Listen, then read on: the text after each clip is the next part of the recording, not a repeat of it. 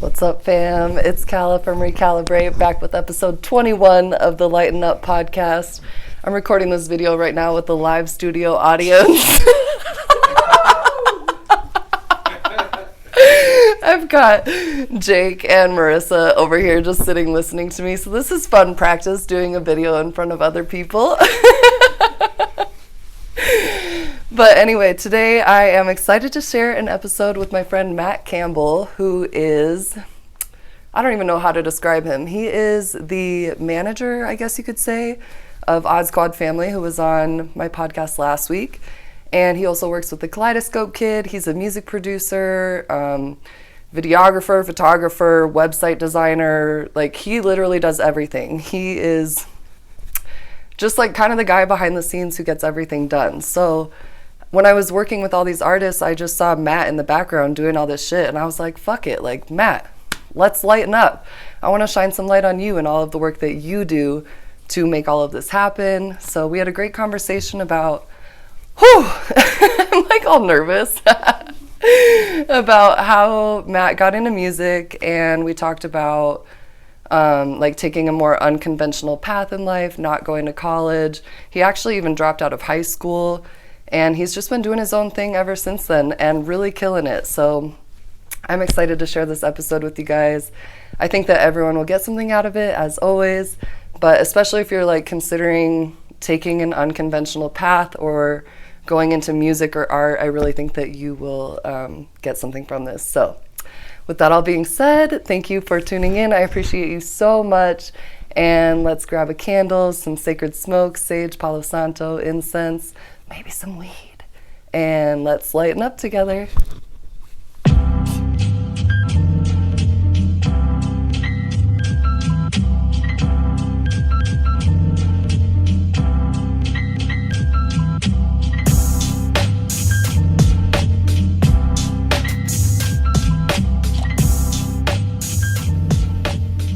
What's up, fam? It's Calla from Recalibrate here with Matt. Hey. Before we get into it, we're going to do the usual, what we always do, and just ground into our bodies with 3 deep breaths, followed by just a little prayer and intention setting before we get into the conversation. So whatever you're doing, just start paying attention to your breath, and let's take the 3 deepest breaths we've taken all day together. So breathe in and let it out. Again, breathe in. Sip in a little more at the top. And breathe out. Last one, breathe all the way in. And let it out. I'm going to light this candle and just call upon Matt's highest self, my highest self, our most authentic, loving selves, and this creation energy that runs through us all to be with us for this conversation so that we can shine some light on Matt and all the awesome things that he's doing in this world. And hopefully people listening can get something out of it, and we can all just together create more love, beauty, art, laughter, and connection in the world.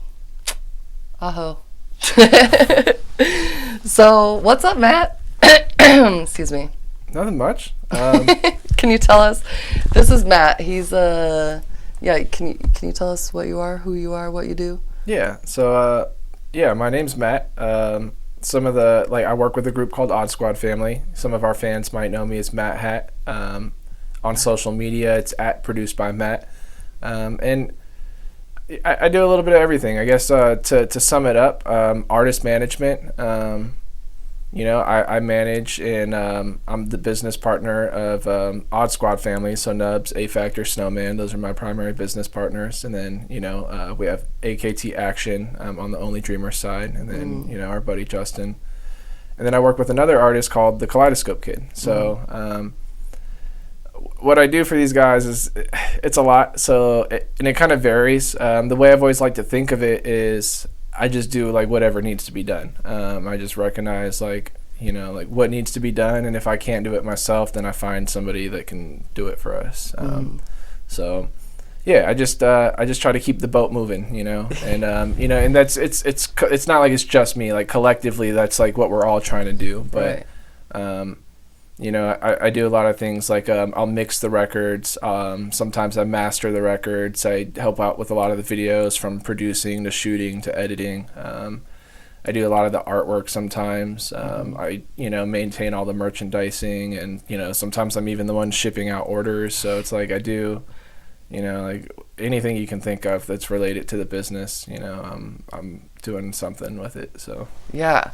Well, I probably the podcast I'll release before this, sometime before this, will be the Odd Squad interview that we did. Mm-hmm. And when we were doing that interview, you were even helping me so much, and I was like, damn, like Matt does so much, and Matt's never like on the so much of what you do just kind of goes like, but it's behind the scenes, it's whatever, but you're doing so much. And I was like, how cool would it be to highlight Matt and like all the shit you're doing, because like everyone needs a Matt who's trying to like, I want a Matt. Well, thank you. I appreciate that, and I appreciate you like taking the time to talk with me.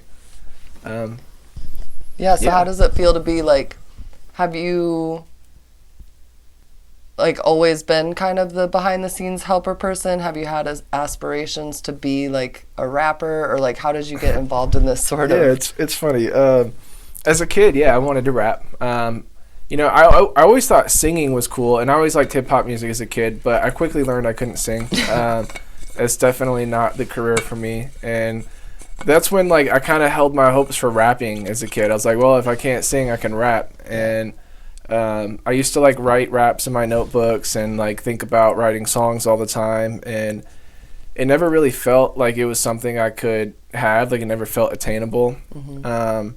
And at the same time, as a kid, I got really interested into skateboarding. So like I was kind of in the skateboarding scene, which is where me and Josh, the Kaleidoscope kid, mm-hmm. For viewers who might not know him as Josh, but that's where me and Josh first met, is just at the local skate park. But that's cool. Did you guys go to school together, or just no, just the skate park? But he was there every day. I was there most days, and he worked at the Sonic across the street, which is where all the skateboarders would go when they were too hot. So like. I saw him around a lot, and like we never like really had a spoken friendship, but we knew who each other were. And like if I came into Sonic, he'd always hook people up from the skate park with like a free drink or a sandwich. So like it felt like we had an unspoken friendship. And eventually, like way later on down the road, we bumped into each other. I ended up at his house in Sedona through a mutual friend, and I was just like, oh shit, you're Josh, like and from there, like it just, everything was different. But because that's when he had already kind of started like the music thing too, right? Not yet at that time. I can get into that in a minute, but so it all really began with skateboarding, and then having this desire to rap, but not really knowing how to get into that industry. Like it just felt like a fantasy. So like, on the side, I was thinking, oh, well, maybe I can do something with skateboarding. I thought being a pro skateboarder was cool as a kid, but I didn't like jumping down stairs or jumping on rails and like, hurting myself. Like I've cracked my head open. I've broken a couple of bones. Like I didn't think that skateboarding was the right profession for me, but I still felt passionate about it. So I started a skate company at 15 years old. Cool. I actually filed my articles of organization, formed the LLC, and I started a skate company. What was it called? It's called Wonderland Skateboards. Okay. But yeah, it was a little corny, but I paid a graphic designer who like gave me some really dope designs, and like I sold some boards to a couple of local like skate shops, and cool. I sponsored a couple of local riders, and I made a little splash in the circle of skateboarders that I was in, but nothing crazy. And that honestly, that started with photography. I used to do photography for all my skateboarder friends, which is kind of how I fell into video stuff now, is because like I've used a camera for a long time. And photography landed me photography gigs with another skate company, and I got really close with the owner of that skate company, and he kind of like inspired me to start my own skate company. So that's kind of where the idea like came from. And one day I was taking pictures for him for one of his skate competitions, because he would throw local skate competitions and like give out a bunch of product and food and like get all the skate like community hyped up. And this like chick pulled up in a limo, and like he like had a conversation with her on the side, like separate from the contest. And I remember seeing it and being like, what's going on over there? So like after he was done, I walked up to him and I was like, yo, like, what was all that? And he's like, oh, that's just this like new artist, like, you know, my record label just signed. And like and I was just like surprised because I didn't know he was like a partner in a record label. So like when he told me that, I started asking a ton of questions, and I was like, oh, well, that's dope. I was like, I'd love to get involved in like the music industry somehow. Like, you know, can I show up to some of those events and like help out, you know, like any way I can, taking pictures or whatever. And he introduced me to a producer called J.U. Nice. I'm sure he's still making beats, and he worked with an artist named V the Rula, which, you know, a lot of people in the local scene might know out here. And I met his manager, Adam, and those three people were pretty influential to me at that time because, you know, like J.U. Nice, like gave me some advice on how to make beats. And, you know, I did a little like interview in school paper with V and like talked about like what it's like to be a rapper and like, you know, like signing to a record deal and all that. And then his manager, Adam, who was also a graphic designer, the graphic designer that I paid for my skateboard company designs, I met him and I actually like talked with him a lot, and I got a lot of advice from him. I paid him for quite a bit of work, and yeah, I guess that's where the whole music dream started, and that gave me the initial guidance I needed to figure out like, okay, well, how do I start making music myself? So I got a computer, I got the software, started making beats, and started trying to rap, and I was always embarrassed of my raps. Like, I'd never show them to anybody. And one day, my friend came over who didn't have a computer. He wanted to, like, put some music on his iPod using my computer. And it, like, synced up my whole library. So he got, like, songs that, like, I recorded, and I didn't know that, like, they were put on his iPod. Yeah. And then, like, one day he came over, and he was, like, rapping one of my songs to me and, like, laughing. And he's like, bro, what the fuck is this? Like... And I was just like, oh no. Like, I was like, you were not supposed to have that. And, you know, he was just really hype. He was like, bro, he's like, let me make a song. And we started making songs together. And he started showing all of his friends at high school. And, like, I never really socialized with many people, so I didn't know most of these people. But he started showing, like, all of his friends at school. And, you know, the word spread pretty quickly, and before I knew it, like, a lot of people were hitting me up to record because they all wanted to make songs now. They thought it was cool, like, that, like, just the capability to make a song was so accessible. So I start getting, like, messages, and people start asking me at school to come over and record, and, like, I thought it was cool, but I felt, like, a little overwhelmed. So I'm like, well, wait, initially I did this for me. So I was like, if you guys want to come use my stuff, like, we got to work out an arrangement. And I started selling studio time. And when I saw that I could make money in it, I wanted to expand on that and scale it up. And it seemed a lot more lucrative to me than the skate company was, because with the skate company, funding was just a problem. I was 15 years old. I couldn't get a job. Like, you know, like I wasn't old enough to get a job. So the only way I was able to get money for the skate company was like I had to source pre-orders, and like I had one of my friend's moms was very supportive of me, and she gave me a couple of $1,000 like to invest into the company. Wow. And that's cool. Yeah, so like that got me my initial like orders of product up front, and from there like I try to keep it rolling as long as I can, but I realized I was gonna need like well over $100,000 to do it like at the size that I was, you know, like imagining. And I mean, $100,000 at 15 years old seems pretty impossible. Right. So I found out how to make beats, and that was really attractive to me because I was like, wow, like I don't need $100,000 to make products. Like I can just sit here in my room, and it just takes creativity. And I really like got attached to the feeling of taking, whether it's in the form of a skateboard or a song, like I really like the feeling of taking an idea and turning it into something that I can show somebody. Because I mean, like I think that's the most powerful thing that, you know, like that's our strongest power as humans, is the ability to create, is to take an idea, like something floating around in our brains, and just be like, yo, look, you can look at this now. And I think that's pretty amazing. So from there I just started making music every day, and eventually that led to me linking up with the squad.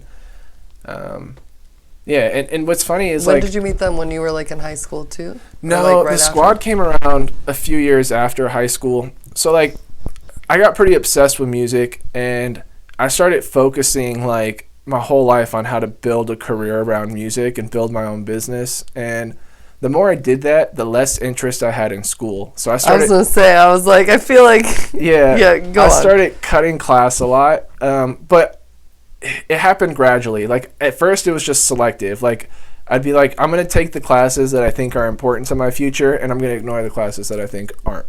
So like I would show up for media production, where like that's where I learned all my fundamental understandings of like Adobe After Effects, Premiere, Photoshop, Illustrator. Cool. So like I showed up for media production, graphic design, guitar. I loved math, so every math class I'd show up to. I did my first 2 years of language arts, but then after 2 years I felt like it was repetitive, and I was like, why do I need to keep doing this? And I stopped showing up for that. I didn't show up for history ever. And this is all in high school, right? Yeah, like because before high school, I loved school. Like I loved proving that I was smart, I guess, because I never had friends. Like I didn't have friends, so like I guess my way of getting attention was like proving that like I was smart, and I liked the you know, like the rewards I guess you get, like when people are like, oh, here you're on honor roll, or you get to go to the honors class, and you know, like I don't know, I guess that was my way of feeling like accepted as a kid. But then skateboarding was where I initially started losing interest in school, because I was just having fun, and I was like, oh well, school's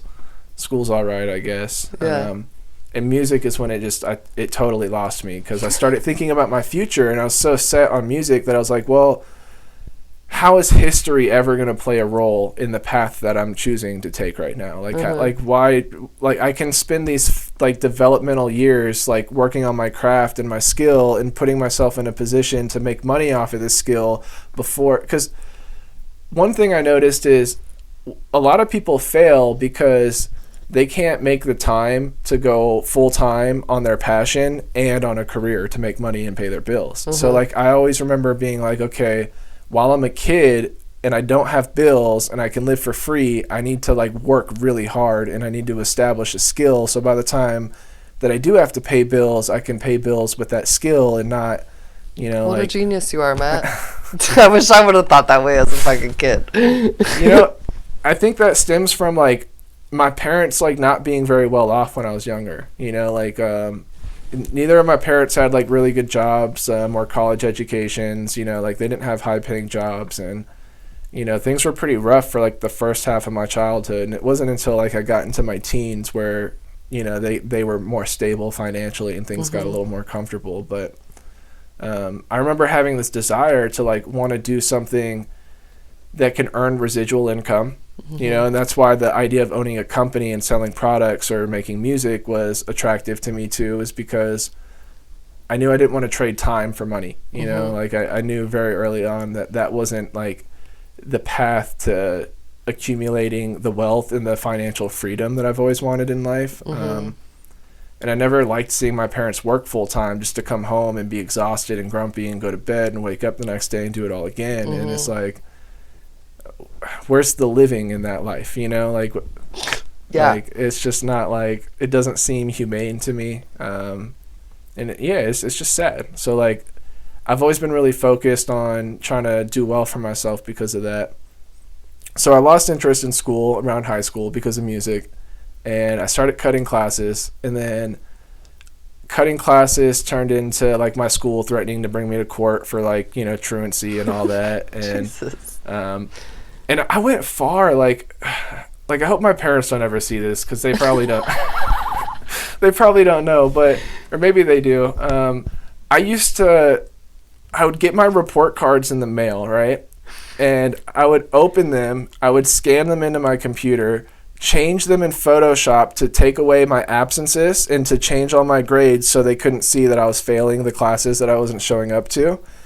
And then I would put it back in the ripped envelope, and then I would like put it in my pocket and go check the mail the next day, and then just act like I opened it up on my way into the house. And I was like, oh, look, my report card came in, and I'd give it to him. So like for like 3 years I was Damn, man. Damn, bro. Yeah, for like 3 years, I was giving my parents like fake report cards, so like they would think that I was passing and showing up for classes. And then he got taken to court. Well, no, the school only threatened it. They never Okay. actually followed through. And it was funny because when they sent the letter threatening it, I kind of laughed at it. I was like, oh yeah, like I almost saw it as a challenge, and I just Yeah. like I didn't show up for a full other week after that.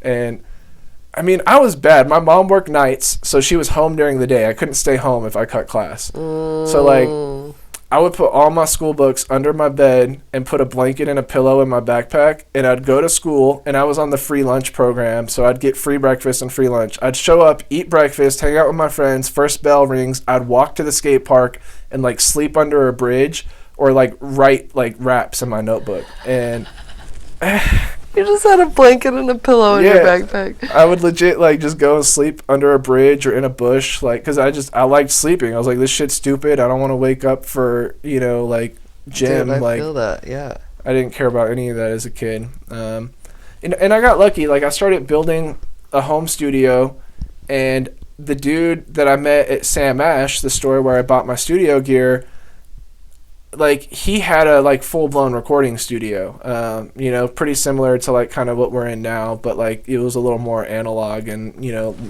little older, but beautiful studio. And he invited me over, and he offered to like teach me, in exchange for like an hourly rate. Like, he offered me lessons, and I got the money together. I did studio time and saved up the money, and I paid the dude for lessons. And school kind of like built up my confidence and made me think that I was smarter than I was, because I never needed to take notes in school. Like, I'd pass all my tests. Like, literally, I wouldn't show up for weeks at a time, and I'd show up and pass my test still. But I failed a lot of my classes because I didn't do homework, and I didn't believe in homework. And I'd tell my teachers, like, look, you have me for 7 hours a day. I'm not bringing it home. I'm going home, and I have other things that I'm working on. This isn't it.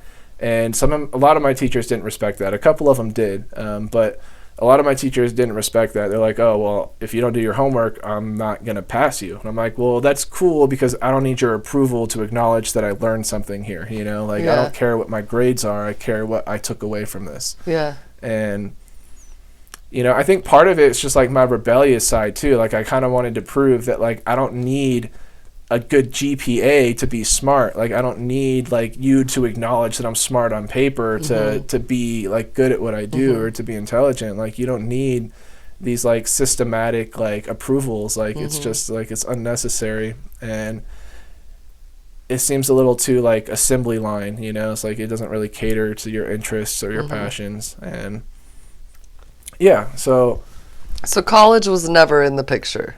I thought about college. When I was real young, I wanted to be a doctor. But I guess I grew out of that mentality. I saw my mom stress through med school or nursing school, because she's an RN now. And I saw her like just like pull her hair out trying to do that and work a job.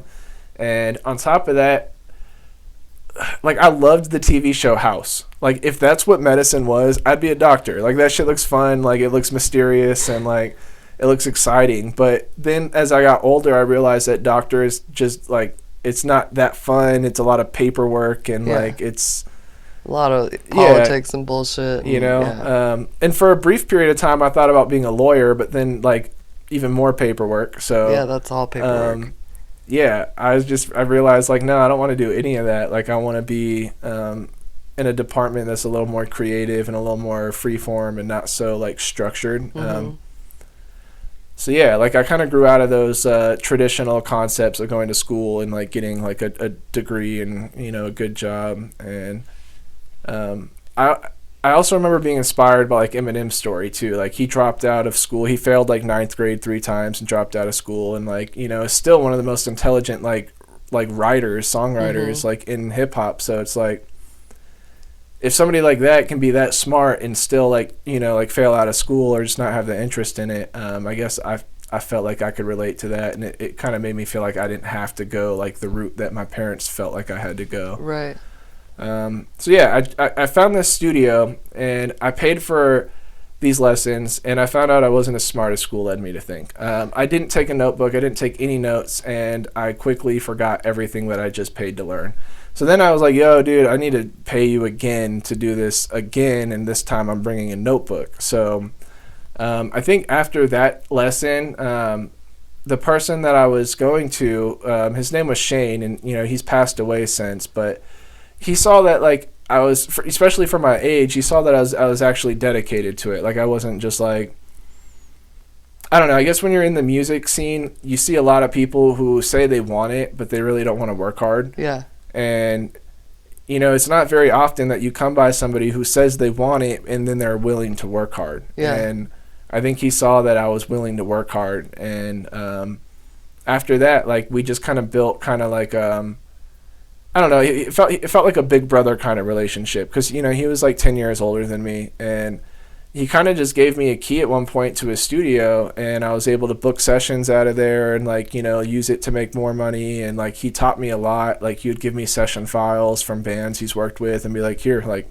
mix this, or like do whatever you want with it, like experiment. And he gave me a lot of guidance in the technical areas. And around this time, I'm not entirely out of high school yet. Like, I'm still kind of ditching class and not showing up. And eventually I switched to online school and I started doing that, but I ended up doing the same thing where I just started picking and choosing what classes I wanted to do. Like sociology, loved it. I did a little bit of psychology, but I didn't get all the way through it.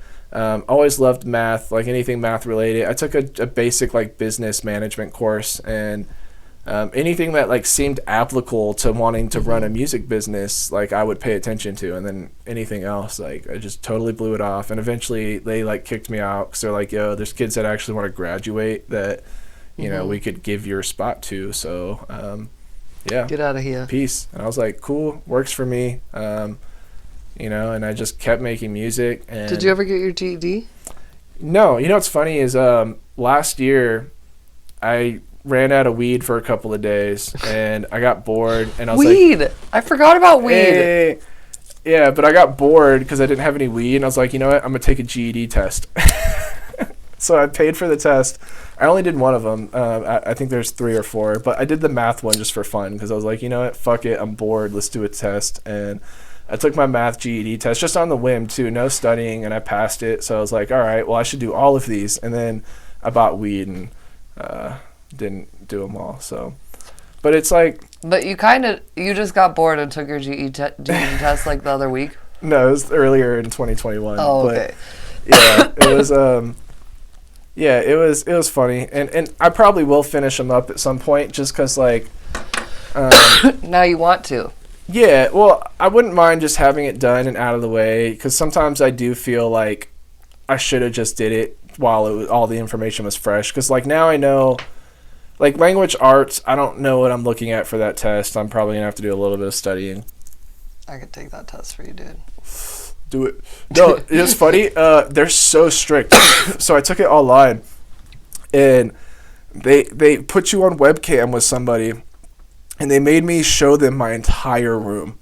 Like, I had to show them that there was nobody else in the room with me. I had to show them that my phone was off. I had to show them that there was no pen and paper on my desk. He made me move everything on my desk, lift it up. Like, I had to hold my laptop and show him everything in the room.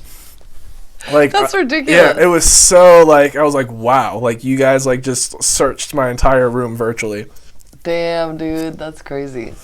Yeah, and they record the whole session so they could like watch where your eyes are, like looking, and whoa, they could see if you're writing. But yeah, it was it felt invasive. You're not allowed to have pen and paper? Nope. Stupid. Yeah. And you can't talk even to yourself. Like, you're not allowed to speak during the test. Like, that's pretty interesting. But yeah, so I did that because I was bored. And I probably will finish it up one day, because I wouldn't mind maybe taking a couple of online classes here and there just to like brush up on topics that I think I could use more knowledge in. And do you have to have a GED to do that? I guess I've always assumed so. I Probably. don't. I know like there's certain colleges where you can take the classes free, if you like they have the courses online free. You just don't get access to like the classroom or the teacher or the credits. You know what I mean? Really? But, yeah, there's a lot of like you can look I've heard of that about like religion and like sociology type shit, but I want a class on like Creative Cloud. So, yeah. Well, Adobe has a lot of great tutorials, and I'm sure you can find a lot of good stuff out there. I know that I took a couple of music classes through, like, I don't even remember what school it was. It was a good school, though. It was like Berkeley or Stanford or something like crazy, but they offer all the criteria online for free. It's just like, you just don't get, like, you can't communicate with the instructor, and you don't get credits if you, like, pass the test. There's nobody grading you. You're just like, you're just reading raw information. Yeah. So if your interest is just in learning and you don't care about the credits, like, all the information's out there. So which is what I think, like, the path is going towards. Like, that's like one thing I'm interested in talking about too, is just because, like, you know, I obviously went, well, not obviously, but for people, a lot of people know, like, I went the college route. Like, I went to college for 8 years. Like, I was deep in that shit. So, but I don't think that, like, if I could go back, I'd probably still do it again because it's, like, my unique path. But, like, if I had, like, a kid, I would be like, nah, dude, you don't need to go do that shit. Like, you know, I don't know. It depends on what you want to do in life. You know what I mean? I do think there's certain paths that college is appropriate for, but I do think that culturally we over-promote going to college. Exactly. You know, like, we make people feel like that if you want a good job, you have to go to college. And it's just not true. Like, you don't. And, you know, there's a lot of, like, jobs that you can get paid very well at, like, for no college degree, you know? Right. Or, like, there's always the possibility to create your own path, you know? Yeah. And, like, right now, like you said, like, there's so much information on the internet. Like, yeah, everything that you want to know is out there. So, yeah, you know, I never bothered with certificates or getting anything like you know what I mean? Like, I never bothered with graduating or worrying about college. I just went all in at the studio, and I kind of burnt myself out because my goal was just to do studio time. And I knew that wasn't, like, my forever plan. I knew, like that wasn't going to, I wasn't going to retire off being a studio engineer. Right. But I kept doing that until I burnt myself out and I didn't feel passionate about it anymore. And then I started looking for artists to partner up with because I was like, well, long-term money in music is having residuals. You know, I need to have ownership of these songs, or, like, a share, you know, like, I need to be earning royalties. Like, not just, like, paying for the studio time or someone buys your beat outright. Yeah, I need royalties. Right. So I start looking for artists that I feel passionate about. And, you know, the first situation I ended up in, I learned some important lessons with, because I jumped in. It's funny because every artist that I've partnered up with feels similar to, like, a relationship in a way. Yeah. Because, like, you jump into things and then, like, you start to get to know them more, and you get to know them more as artists, and you're like, oh, wait, maybe this isn't, like, what I want. And I remember the first person that I, like, started working seriously with, I heard one song from, and then I, like, agreed to, like, work, like, regularly with him. And by song 2, I was regretting it. I was like, oh no. I was like, I don't even know what I liked in the first song anymore. But I felt committed at that point. And in terms of skill level, I was probably around the same skill level anyway. You know what I mean? Like, I feel like you link up with people that are at your level. Like, you naturally gravitate toward people that are where you are.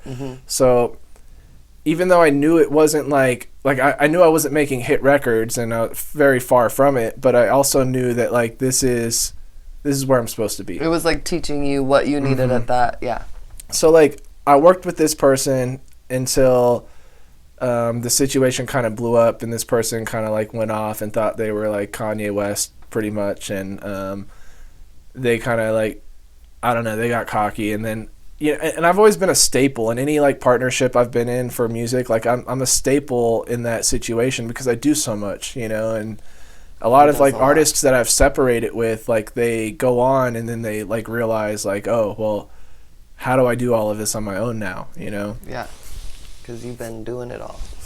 But this dude, you know, like, to keep it short, like, I gained a lot of lessons and experience from working with this person, and then ended up growing out of the situation into the next one. And eventually I linked up with, you know, like, a good friend of mine. His name's Cole, and we formed a partnership, and we were just, like, working on music 50-50, and we had a really great work process. Like our workflow was just like, it was so spontaneous, and it felt like so like unique in terms of like I hadn't created anything like this before. And our process is like he would show up, and what's cool is like I learned from the first person like to not like commit myself too early. So with Cole, he was actually a paying client of mine for like a year. And after like him being a consistent client of mine, one of my most consistent clients, like he put quite a bit of money in my pocket that year for being like probably 16 or 17. You know, after about a year of working with him, I offered him the idea of being like 50-50 partners on music. Because I was like, look, I really enjoy working with you. Like, I think you have a unique sound, and it's like nothing I've ever heard before. And he was passionate about it, which like made me more passionate about it. Because I was like, okay, this feels exciting. Yeah. And yeah, we formed a 50-50 partnership. And I told him, I was like, moving forward, I was like, you don't have to pay for anything up front. Like, just come through. We'll make songs like we've been making, and you know, we'll put them out, and whatever we make off them, we just split it 50-50. And him and I worked together for a few years. And it was cool. Like, he'd come over, I'd make a beat, he would write to it while I'm making the beat, and then he'd record. Like, our goal was to make a song from scratch every single day. Oh, that's tight. So it was like, there was a year where it was like every day we met up 4 or 5 days a week, we would make a song, like start to finish. Literally, like make the beat, write the song, record the vocals, mix it, master it, and then export it, and it's done. And, you know, like we did that for a full year. We made a ton of content, and, you know, like, we just did like a lot, and Josh ended up becoming a fan. And like there was a couple of times where Josh was a fan of that guy that you were working with? Yep. Okay. And that's like one of the, like, I remember him getting one of our CDs and like just like genuinely being inspired by it. And like I think that was one of the first situations he saw where like he realized like, oh, like, you know, he can pick up his guitar or like, you know, like an instrument, and he can start making music too. And I remember like when he first started like writing songs, and like I came over and he played it on his guitar in his cabin, and it's just like, bro, like that's your first song?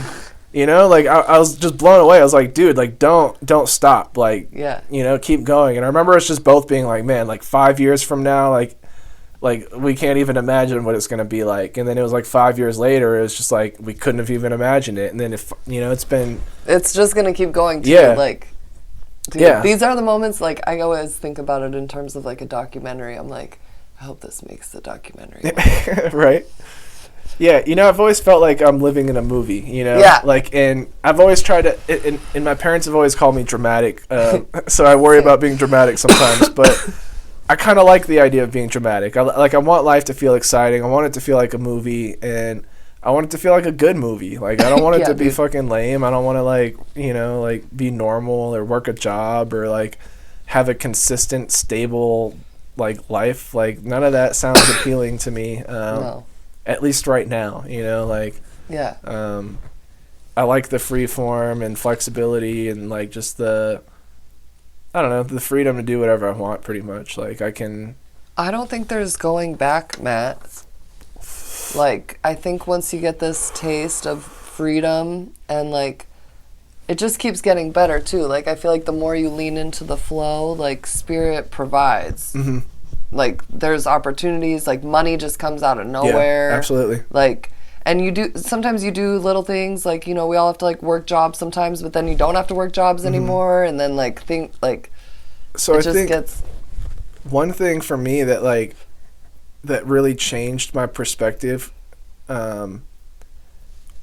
so I worked with my buddy Cole for quite a few years, and then I worked with one of my buddy Austin. So like after my mentor homie from the studio, Shane, after he passed away, I became really close with like his artists. Like the way I worked with my buddy Cole, Shane worked with his buddy Austin. Like they were like a duo. Like, you know, he was his DJ producer, and like Austin was like the rapper MC. And, you know, that was like the dynamic that me and Cole had. I was like the producer. I never really DJ'd, but I was the producer, like engineer, and Cole was the rapper MC. So Shane passed away, and Austin, his artist, ended up becoming really close with me because I was really the only one other than Shane that knew how to use that studio. Like, Shane had other students that he taught and other interns that he had taken in, but like none of them like had spent as much time in that studio as I did, and I don't think any of them had ever like. I remember one time Shane like unplugged everything in the studio and threw it all on the floor, all the cables in the middle of the room, and left all the gear unplugged, and he said, "Put it back together." And I was overwhelmed because I was like, "What do you mean?" I was like, I didn't even see him unplug everything. So I was like, I literally have no idea. Like, I can't reverse engineer it because I didn't see it unplugged. Yeah. Like, I have to literally start from like step one and figure out like how to put all this stuff together. Oh, man. But you learned so much probably. Mm-hmm. Yeah. And I think because of that specific experience, I was the only one that really knew the ins and outs of that studio. And there was a lot of cables to wire. So like, you know, and oddly enough, he went on tour right before he passed away. And he was going to bring a bunch... Oh, sorry. Okay, he was going to bring a bunch of his gear on the road with him, and he didn't bring as much as he planned. But because he was planning on bringing so much, everything was unplugged in the studio. So when he got back from tour and he passed away, the studio, everything was unplugged. So, like people couldn't just go in there and use it. Like, they had to know how to put it together to, like... you know, to be able to use it. And I wasn't the first, like out of all the people Shane taught, I wasn't the first person called to like come in there and fix it. And, you know, like out of the other people that tried, like... So you fixed it? Oh yeah. I put it all back together. And after that, like, I mean, I kind of like took the place as like primary engineer at that studio. And, you know, it kind of like we formed a business. And you know, it was, the studio was built at Shane's mom's house, so his mom still lived there, and like I became close with her. She's kind of like a grandmother figure, you know. She's like the studio mama. So that probably was like healing for her too, to have and you're awesome to be there too. So she was probably like, you know, and I feel bad that I'm not there as much as I used to be, because like I remember for a couple of years after Shane passed, like I was there every day. Like I was living there almost, you know, like, and there was some months where I pretty much did live there. Like I spent the night, slept in the studio, like multiple nights. So, you know, like after Shane passed away, I got really close with his artist, Austin, and I kind of became his producer engineer for a while too. And I wasn't making the progress I wanted. You know, like I was in a place where I learned all the technical skills that I felt like I wanted to learn, and you know, you're forever improving. Like it's like I don't ever feel like I'm an expert, but I felt like I had a really good grip on what I was doing. You know, and I felt like I was reaching a point where I wasn't.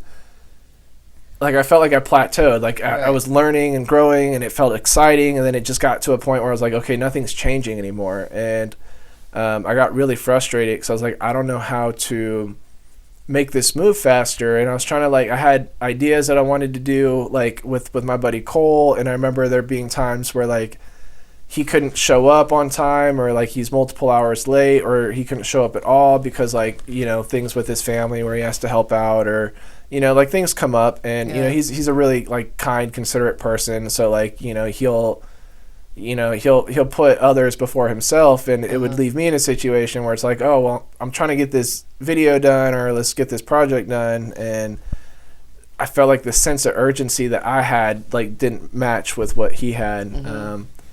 And I ended up selling everything I had. I sold my computer, which ironically, not ironically, but I ended up selling it to Josh. He ended up with that, and that's where a lot of his first like songs were recorded, or if not all of his first songs. That's cool.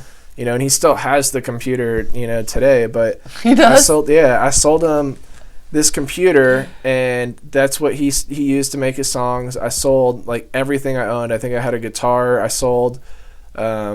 I had like microphones. I think I sold that. I pretty much sold all my studio stuff to Josh. I sold a guitar to the pawn shop. I sold my laptop, my laptop I brought with me. It's the only thing I kept.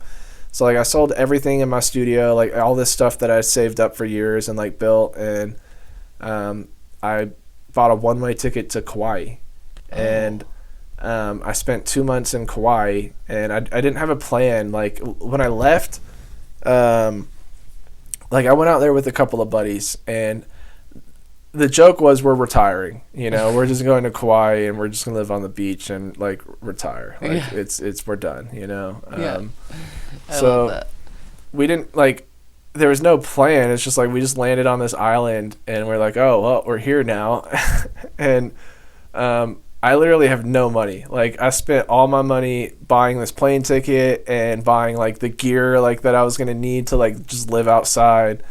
And I get to this island with no money. We all got food stamps in Arizona because if you have a food stamp card like in any state, it works like everywhere in the U.S. Yeah, so like we all got Arizona food stamp cards, and then we went to Hawaii and we used our Arizona food stamps to like buy food in Hawaii.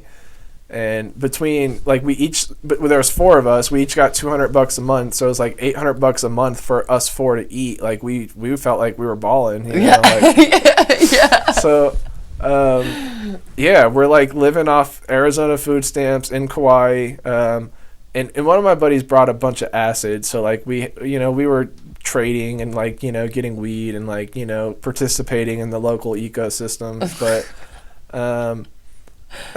it was just like this wild idea of just like, fuck it, we're gonna go to Hawaii. And that's awesome. We don't know what we're gonna do or when we're gonna come back, but I remember learning a lot out there, and that really helped to reshape like my intentions and my focus, because I realized before Hawaii my goals were around everybody else. Like I was trying to help everybody else before I was helping myself.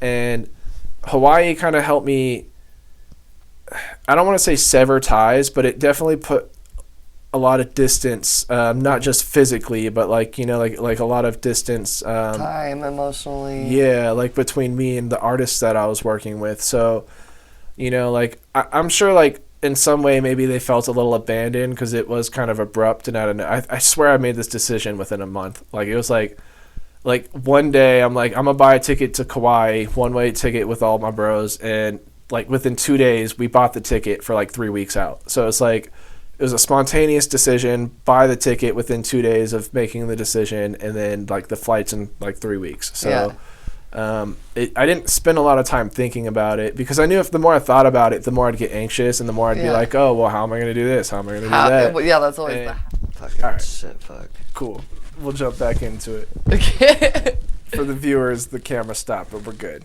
We're good. Fucking government. Just kidding.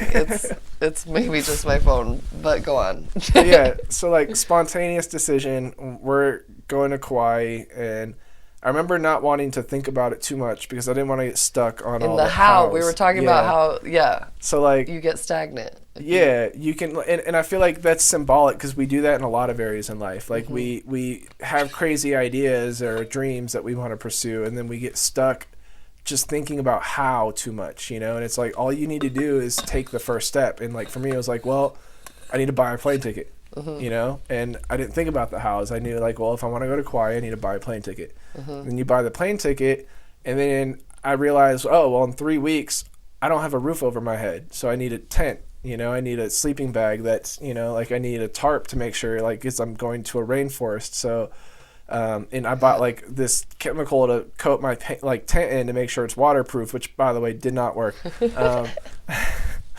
But like, like I need like lightweight gear because I'm living out of a backpack. Like I need to be really specific to how much clothes I bring because I need to keep like the weight to a minimum because like I don't have like places to keep my stuff. So it's like kind of like converting to a minimalist lifestyle like out of nowhere, and you really like figure out what your essentials are, and you just take it step by step. It's like, okay, well, like, you get the plane ticket, and then you realize the supplies you need, and then like I acquired the supplies, and literally like up until the day I went, like I was getting things like it was that step by step like I had no idea what I was doing, and eventually I'm getting on an airplane to go to Hawaii. And I remember getting off the plane, and our initial plan was like, we're just going to crash at the airport because we're landing late at night. We're like, we'll just sleep at the airport because it's going to be like 11 p.m. and we'll figure it out in the morning. Like we can't explore an island in the dark. Like, like we'll find a nice spot to camp in the daytime, and, who knows like what we're doing from there. Yeah. And we land, and the airport is so small. Like it's like I've never been to an airport so small. Like I feel like we got off the plane like on the tarmac. I don't remember for sure, but I think we did that, because it was so humid. I remember getting off the plane and just being hit with a wall of humidity. Like whoa, like just punches you. And like we walked through the airport and there wasn't anywhere to stop. It was like you're off the plane, you walk into the airport, and then it's like you're immediately walking out of it. So there was like no, like we were like, oh, well, I guess we're not sleeping here. And like we took a little while to get out of the airport because I started trying to call hotels. I was like, well, you know, like maybe like we can like scrounge up like the last of our money and get like a hotel for the night or whatever. And I'm calling hotels. They're all sold out. Like nobody has like vacancies. And we're like, all right, well, like our buddy Kevin was coming out there, and his buddy Mitch, who we didn't know, was already out there. He got out there like the day before us. So he gave us Mitch's number and was like, yo, hit up Mitch, see what he's doing. And we hit him up. He didn't hit us back right away. So like we're calling hotels at this point. Then eventually Mitch calls us back and he's like, oh, I'm at a hostel. I got you guys beds already. And we're like, oh my goodness, like you don't even know us. And like, you like bought beds for us. Like we were just like so grateful. So we're like, cool. Like what's the hostel's name? And, you know, we go out of the airport and just like catch the last cab. Like there's one cab just chilling in the parking lot. And he emphasized to us, he's like, you guys are lucky. He's like, cause there's normally no cabs here this late because we're in the airport searching for hotels for a while, and like we were the last flight in. Like the rush of people were out. Like there was a solid 20 minutes had gone by. So like the fact that this cab driver was just chilling there, like we were just lucky because you know I literally don't know what we were gonna do like if that didn't happen. And he took us to the hostel. Yep, he took us to the hostel, and our buddy like you know like greeted us and hugged us as if we were like best friends already, and like you know like showed us where our beds were, and we're like, hell yeah, like you guys are awesome. And you know we smoked some weed and went to bed. And I remember just waking up. You're making me tired. I'm like, damn dude, that sounds nice. It was incredible. Like literally it was a beach house hostel, so like I'm like sleeping on a patio, like on a like and they maximized every square inch. Like there's beds on the patios and couches. Wow. Like we're like sleeping on the patio, and I'm waking up like to the sun rising over the beach, and it's just like that's amazing. I remember it being the most beautiful thing ever. I was just like, wow, like I'm really here right now. Like I'm on an island like 3,000 miles away from home, and like I've never been away from home for more than like a you know like maybe a few days at a time. Like and now I'm just like on an island in the middle of nowhere. I don't know when I'm leaving. Yeah, like no plans to leave. So. Damn. Yeah, it was pretty like, you know, I don't know, just pretty perspective changing. And that was like my first time being kind of independent and figuring out how to take care of myself. And our buddy Mitch was really insightful. Like I remember him saying a lot of things that like, you know, I felt like made an impression on me. And just he asked a lot of questions. Like he would journal a lot, and in his journals he just asks himself a lot of questions, and normally starting with why. But like I wish I could remember more specifics, but he just asked himself such in-depth questions about his experience and like what his desires are, and clarifying like, you know, like really specifically to the universe, like what you want to attract. And like just the amount of questions he asked like really was just thought-provoking to me. And it got me asking more questions for myself. And, you know, I started doing a little bit of journaling. And in that period, I realized like I needed to take more care of myself and less care. Motherfucking shit happened again. God damn it. Part 3. Part 3. So you started journaling. Yeah, I remember just asking myself more questions. And the bottom line really was like I learned that like I wasn't getting anywhere because I wasn't building myself up. I was trying to build up everybody else around me, and I wasn't focusing on growing myself. And I remember like there was an album I was mixing for my buddy Austin, and I probably spent like a year mixing this album. I felt like I was having like a creative block on it for a while, and I ended up bringing it with me to Hawaii. And like part of my intentions was like, if I'm leaving this island, I'm not leaving until I have this album mixed. Like I'm going to use the change of environment and the creative, like, you know, like inspiration to like get this album done and move on to the next project in my life. And I remember almost feeling kind of depressed because I was like, damn, like we made this like big album. It was like 20 songs long and we produced it all from scratch and like brought in like people to play instruments and other artists to help sing on the songs. And like we put a lot of work into it. And I felt bad that I spent so much time mixing it. And it really wasn't even spending so much time mixing it. It was just a lot of procrastinating because I felt like, I felt overwhelmed by the amount of work. Like we spent all this time recording this big project and then it's like, oh, well now I have this massive project to work on. And when you have such a large task in front of you, sometimes it's hard to decide where to start. And preach. Yeah, like it's hard like to pick a starting point and just start chipping away at it. And it feels like pointless. You're like, oh, I'll just do it tomorrow. Yeah, and you know, and you have so much work to do. I get so much done tomorrow. Yeah, and when you have that much work to do, like even like spending an hour on it seems like it's like you're like, oh, I'm barely like making a dent in it, so like why should I bother? Exactly. But that hour makes a difference, it you does. know, and yeah, like it just.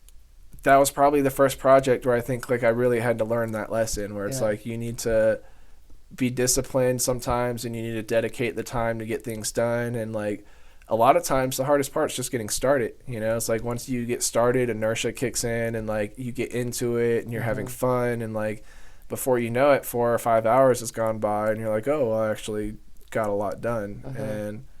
And totally. Yeah. It's just getting started. And like, just even doing, like I've heard all sorts of advice on this, but like even just doing 2 minutes or setting a timer for like, you know, 25 minutes or whatever. I love the timer idea. Yeah. I use that all the time. Yeah. If I really need to get something done and I'm having trouble focusing, I'll set a timer for an hour because my brain works differently when I know like I'm on a clock, you know, like if I won't do an hour because I know that then I'll just fucking take my sweet ass time. I'll set mine for like 25 minutes. Yeah, well, normally I, like I'm doing things that'll take me normally a couple of hours. So it's like if I'm working on a mix, like I know it's like a 4 or 5 hour process. So it's like if my focus is you know, like if I'm just being distracted, like I'll set the timer for an hour because it's like, okay, that's like a time. It feels like a time crunch to me. I'm like, oh well, this is a big task to do in an hour. And when you put that limitation on you, you start thinking about what moves are important. You know, it's like, okay, well, what's important here and what things am I doing that like maybe I don't need to make sure every vocal is perfectly aligned. Like maybe I'm being a little too obsessive in the editing there. Like there's things you think about differently and you kind of move quicker. But then after that hour's done, you can listen to it and be like, okay, well, now I see what small parts I do need to work on. And then I can kind of like it just, I don't know. I guess it helps me kind of tunnel vision and put my phone down and stop like, you know, looking for distractions. I'm so good at that. It's tough. Yeah, you got any other advice for creative people who are... I think the best thing to do is just do it every day. Like if you do anything every day, you're going to get good at it. If you want to be fit, you know, you spend 30 minutes in the gym every day and you're going to be fit, you know, and it doesn't take a lot of time. Like when you want to make a business out of it, you do got to treat it like a business and, you know, like you got to dedicate, like if you want a full-time income, you need to put full-time hours into it. But and often you might do that for a long time before you see a full-time income. Like, you know, you have to build a lot of sweat equity, but you just got to get started. You got to do it every day, even if it is 30 minutes a day. And you have to recognize that like with creative work, it takes a lot of time to get good. At least for me, I guess some people are more naturally like talented than I am. Like, you know, like I've meet a lot of people who can just draw and like create art like super easily. And for me, it doesn't come so natural. Like I feel like I have to work hard to like create something that I like and that I'm proud of and that I'm willing to share with people. So just do it every day, even if it's 30 minutes. And I mean, that's it. Just like, like that'll take you there. And, I think lists are great. I love lists.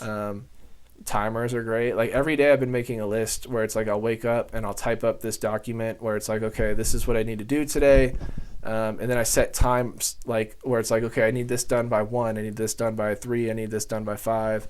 And I'll check them off as I go throughout my day. Do you do it on your iPad or laptop? Yeah. So I can actually show you one of them. Oh, yeah. Let's see the list. I haven't done one this week, but... I've been doing paper lists, but then I just forget about them.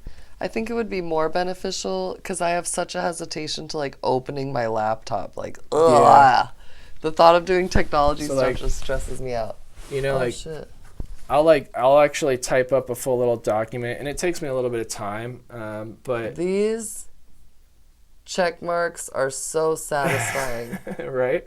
And that's like part of why I like doing it, is because it looks cool to me. It feels like, I don't know, it feels like I have a job and somebody gave me like, and I don't mean to make it sound boring, but like sometimes I need that structure to make me be productive, because when everything's up to you, it's easy to be like, oh, I'll do it later, or it doesn't need to be done right now. But it's so easy.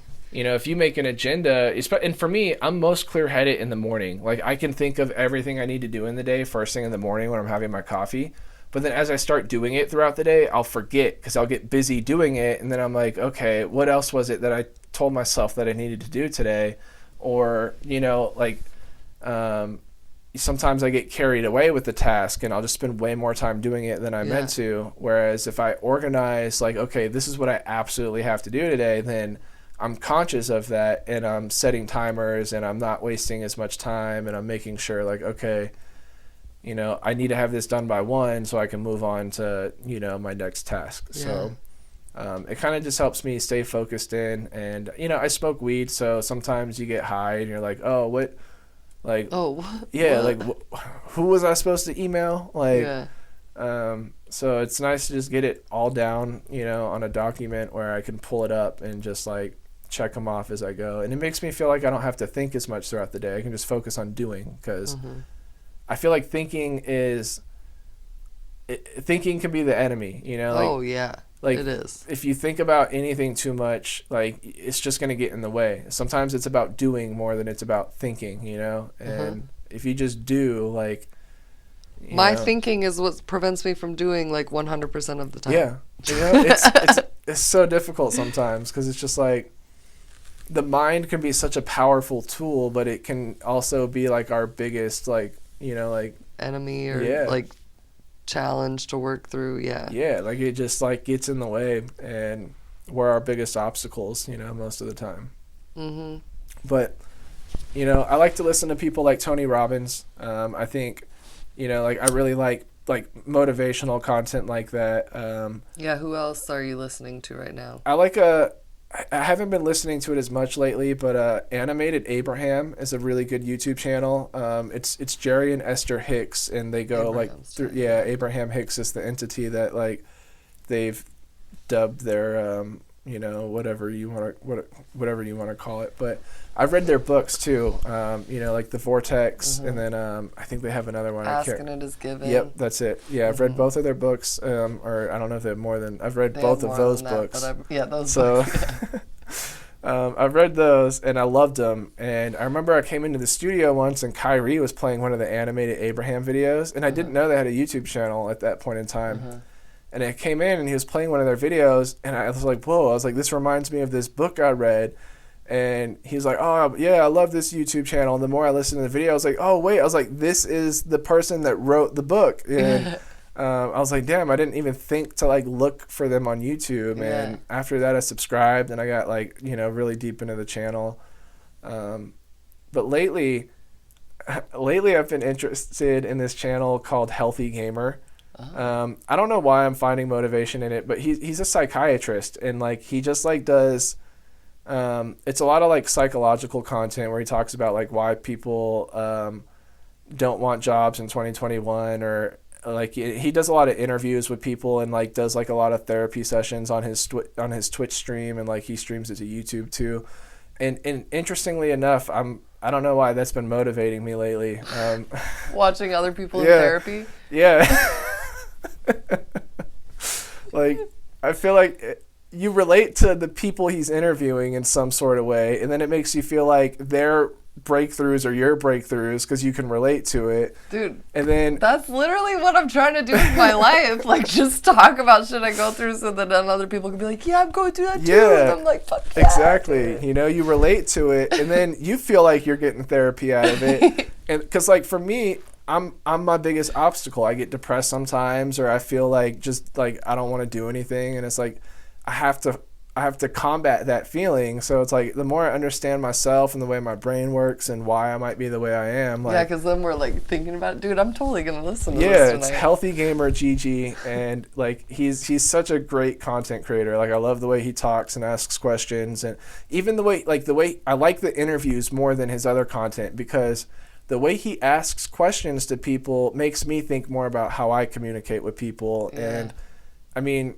entertainment is the industry of relationships more than it is anything else. Like, you know, like your success is really built through your relationships. So, you know, being able to communicate well and like, you know, understand people, I think is useful. And I don't know, I think I have an interest in psychiatry in general. Like that's one of the things that I considered like studying if I were to go like into like the college route, like, you know, psychiatry, psychology, like that's something that like I'd you know, really enjoy learning more about. But totally. Yeah, I've been listening to that. And then I've been looking up Tesla videos. I just literally, I'll be driving and I'll just listen to Model 3 reviews because I think that's the next car I'm going to buy. I'm going to buy a Tesla. God. So I'm like, all right, I need to grind because I need to get my Tesla money together. Dude, Tesla. I ain't even gonna go there, but I got so many thoughts. I'm just tired of paying for gas. Like I spend so much money on gas. That's true. Like, Thanks, I want an electric vehicle, and Tesla's led the way, and the car can drive itself. So. I think electric vehicles are tight until they tell you can't drive certain places in them. I mean, but people already tell you can't drive certain places. Yeah, but like, and I guess they do got them computers in every car. Yeah, I mean, yeah. If somebody, I don't know. I think the government or whatever entity that might want to do that, they already have the capability to do it if they really wanted to. Yeah, we all fucked. Just kidding. I mean, possibly. No, we're actually great. That's the beauty of it, is that it feels pretty great right now, so we're just going to keep rolling on that. I feel like everything's always divine. Like, even the bad. Like, I feel like true. It's hard to describe sometimes, but like I feel like it's all divine in a way. Like, well, there is inherently no good or bad, honestly, at the root of it. True. And like everything just is, and like we're living in a world of duality where like both are necessary to exist.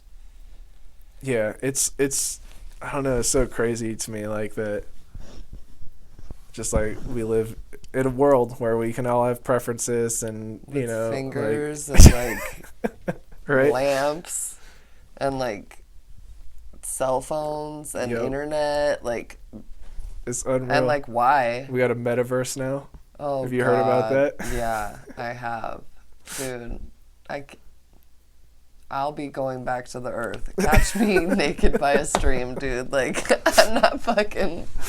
No. They're gonna have real estate. There's people buy. I heard that some real money. Yeah, I heard somebody spent $500. Really loud, sorry.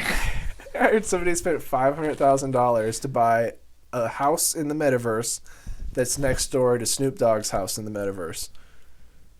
They dropped $500,000 just to be Snoop Dogg's virtual neighbor. Nike's selling shoes. Really? Ray-Ban is selling sunglasses. In the metaverse? Yes. Like virtual? Yes. Wow. And they've been fucking programming kids for this since Fortnite. And with that Travis Scott concert in Fortnite, and they like kids today spend real money to buy fake skins like clothes in Fortnite. Yep. Real money. Yep. I've done it on PUBG. I spent real money to buy skins. This guy. I did it on Fortnite actually too. I have some friends that are like, I'm in on the metaverse. I'm like, see you later, dude. I mean, I'm curious. I'm not for or against it. I'm curious. Are you gonna get your head chipped to the Neuralink? I wouldn't be the first candidate, but like if there's like enough people that did it, and I'm like, and Elon says it's going to be like reversible, like you can take it out. So, you know, if after a couple of generations, and maybe I know somebody personally that's done it, and they're like, yeah, it's great, then sure, like I'd consider it. Oh, y'all going in. Everyone's gonna go in. Just wait. Well, Just imagine like. wait. wanting to learn Adobe Illustrator and just being able to download it all. And like within 5 minutes, you have all the understanding you need of the tools. It's gonna be really tempting. Yeah, it's like. But I can't. I feel like nah. I don't know. I'm curious. We all die at some point, so like as long as it's reversible and I'm not doing anything permanent, like I would be open to trying it. But I wouldn't be the first person. Like I'm the type of person where it's like most of the time I need to see somebody firsthand that's like experienced it and I can talk to and ask questions there will to. be plenty. But videos on YouTube will do sometimes, so we'll see like where it goes. Videos on YouTube will do sometimes. Hey, well, I will be opting out forever, so we can both. I mean, hopefully, we can still meet sometimes in like in the real world. In the real world. Yeah, in the regular universe. What if? Yeah, no, I'm not even gonna go there. Okay. Metaverse. The other book I was gonna say though, before we leave, that was really good that everyone at this studio read was The War of Art. Mm-hmm. I always have to think about it because The Art of War. The Art of War. Art, I'm like, which one was it? But that book by Stephen Pressfield is it's a great read.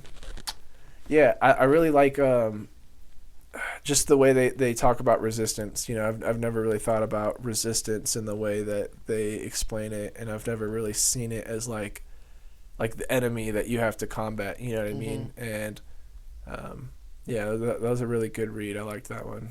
I should read that book again. It's Yeah. one of those books that it's like so easy to read too. Like you could just like open it up to a page and be like, oh, I got something out of this. No, that's a great one. Another essential read is Think and Grow Rich. Have you read that one? Yeah, that's like Bible. That's like the book that all the other books are written about. You know, and I feel like some people who are hesitant to read it like think it's all about money, but like it's not. To me it's more about the law of attraction. You know, it's like you can apply the laws that you learn in that book to like acquiring anything that you want. Like and there's like actual steps, and he talks even about like sexual energy and like it's literally like it's all about mindset. Like it's the book that every other book is based on. Like if you read that book, you don't have to read like any Gabby Bernstein book or like any other fucking book because it's like it's a must read for sure. Yeah. You know, I always thought it was interesting that like people want to know the secret like to success, and a lot of the times like I've seen so many videos of people who are like just millionaires and they're like, oh yeah, I just read this book Think and Grow Rich and like practiced what I learned from it. And so many people like they're like, oh well, that's not going to do it for me, and they don't bother to read it.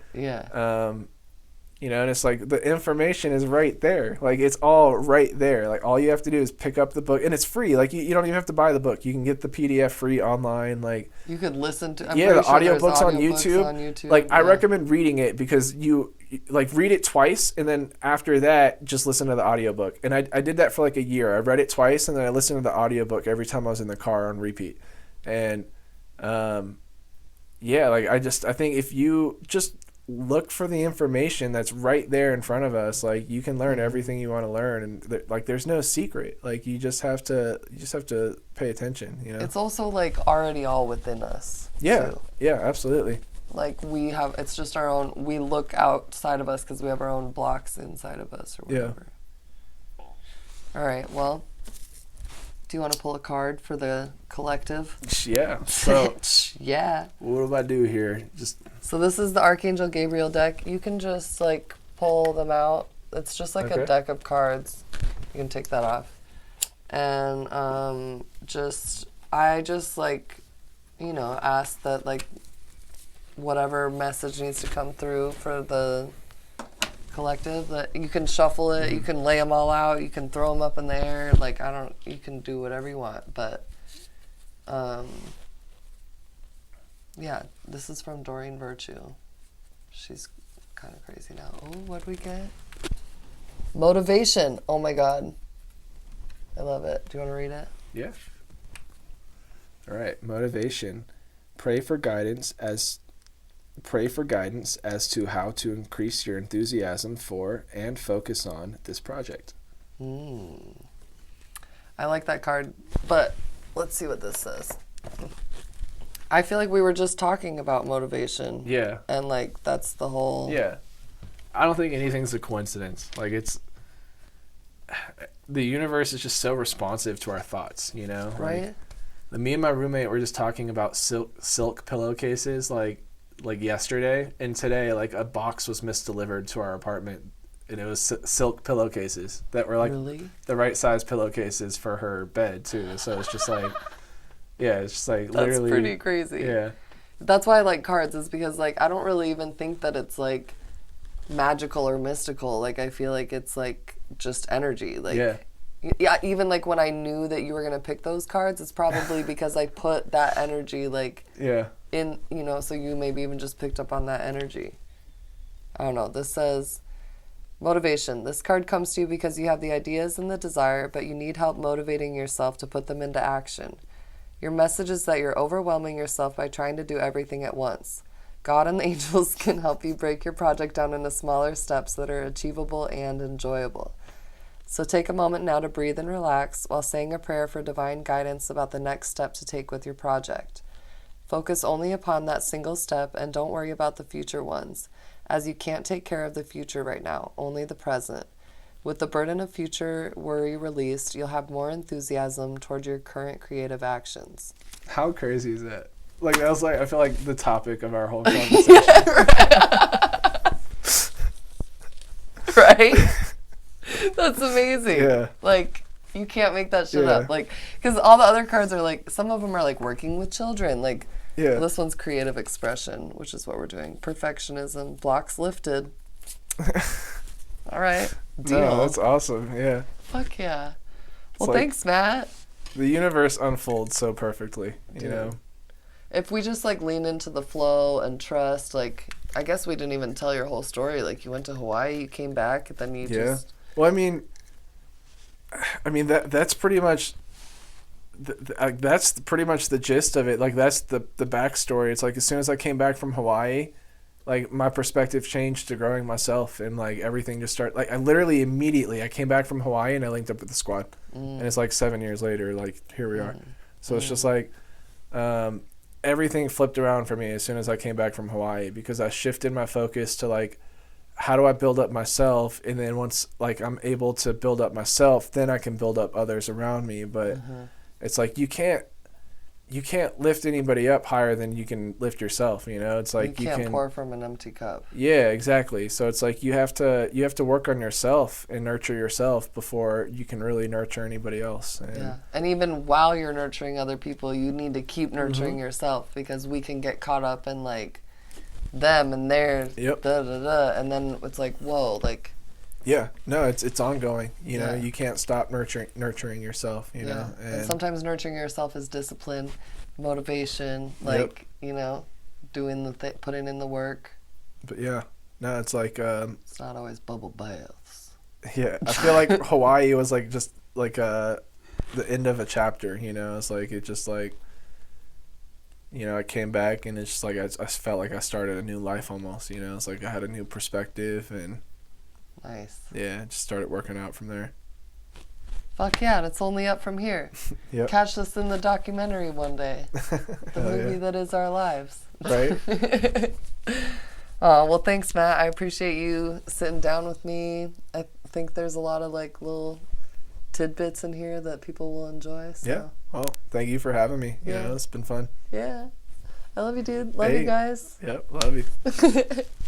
Before we get out of here, I just want to thank you guys again so much for tuning in, especially with the technical difficulties in this one. My fucking phone shuts off sometimes in the middle, and I don't know why, but I've been deleting like so many pictures to deal with that. So I just appreciate you guys sticking it out with me despite things not being perfect. That's really just my message, is that you don't have to let the shit hold you back from putting yourself out there. So thank you guys again so much for listening. As always, you can find me on Instagram at Recalibrate. You can find stickers and t-shirts and stuff at recalibrate.com. And I'll put Matt's contact info and Instagram and all that stuff down here in the fucking shit down there, you know? Yeah, so check it out. All right, thanks, guys. I love you. Have a great week.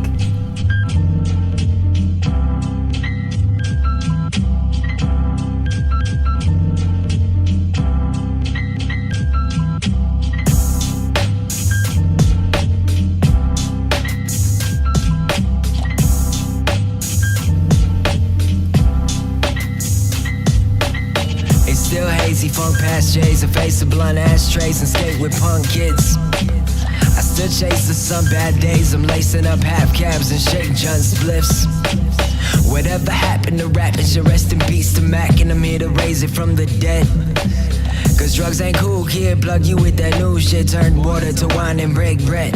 And if I said this all the future, would you trust I told the truth, or would you run away and tell my whole fan base? Cause sooner or later, kid, they'll take your human nature and they'll burn you at the stakes while the band plays. So, in the last words, better speak up now. I said, why do birds sing? What's a king without a crown? They all stood in silence while they listened to the sound of a madman reason with the demons he found. You can't lock up ideas, we don't even exist. I just live through the speakers and the beats that we kick. Is this forbidden fruit from the Garden of Eden? Is it freedom of speech, or am I speaking for freedom?